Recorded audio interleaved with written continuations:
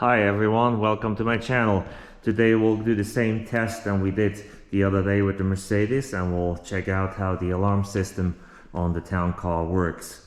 So I got it prepared, I got the window open, I have my remote in my hand, and I'll push the lock button twice just to make sure the alarm is armed. There we go. It honked. Alarm should be armed. Maybe it takes a minute. Let's see what we can find out. We can see that light there is flashing, but weirdly enough, that's always flashing even if you don't have your car locked. When the ignition is off, that light seems to be flashing. And interesting, when I had that battery on the town car, that light was on the whole time. It was on steady. So just that as a side note. We'll look inside.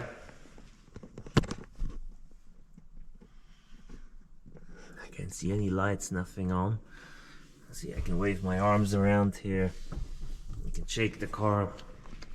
Doesn't seem to be a sensor or anything on it. Let's see what happens when I pull the door handle. It's locked. So, okay, well, let's push the number pad here. Keypad. No, lights up. But that's about it, nothing happens.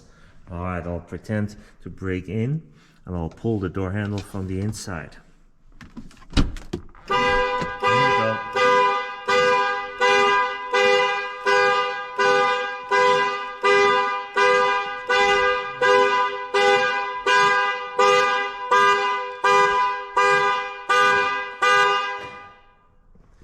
Alright, so what it does, it just honks the horn just the same way as when you push the panic button on the remote. That's all it does, and it has the hazards flashing. Okay, so much about the town car. Yeah, I'm not gonna look in the manual with this car because I know that there's nothing special on there. It's just a basic alarm system for this Lincoln town car. So that was in 07. Last time we had a 99 Mercedes, basically a 98. It was just sold in the United States as a 99.